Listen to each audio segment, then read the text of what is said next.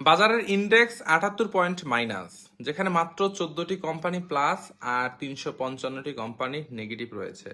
লেনদেন কোন রকমে 600 কোটি টাকা।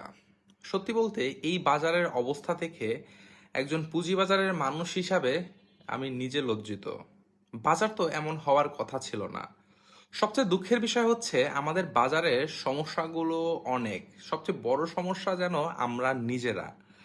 বাজার সামান্য বাড়লেই শুরু হয় হিংসা, শুরু হয় কোয়ারি তদন্ত, নানা ধরনের প্রশ্ন আর আতঙ্ক। কিন্তু বাজার যখন দিনের পর দিন পতন হয়, তখন যেন সবাই নীরব দর্শক। মনে হয় বাজার পড়লেই বুঝি এই শান্তি। সামান্য উত্থানকে যদি সন্দেহের চোখে দেখা হয় আর ধারাবাহিক পতনকে স্বাভাবিক ঘটনা হিসাবে মেনে নেওয়া হয়, তাহলে বিনিয়োগকারীদের আস্থা কিভাবে ফিরবে? বাজারকে শাসন করে নয়, আস্থা তৈরি করে এগিয়ে নিতে হয়। এই ধারাবাহিক পতন হয়তো এখন শেষের দিকে, কিন্তু এরই মধ্যে অসংখ্য সাধারণ বিনিয়োগকারী বড় ধরনের ক্ষতির মধ্যে পড়ে গেছে। সবচেয়ে বড় ক্ষতি হয়েছে তাদের বিশ্বাসে।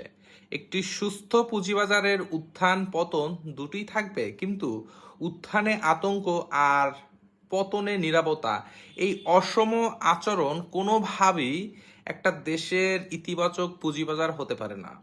পুঁজিবাজারকে বাঁচাতে হলে বাজারের স্বাভাবিক গতি, বিনিয়োগকারীর আস্থা এবং নীতিগত স্থিতিশীলতাকে অগ্রাধিকার দিতে হবে।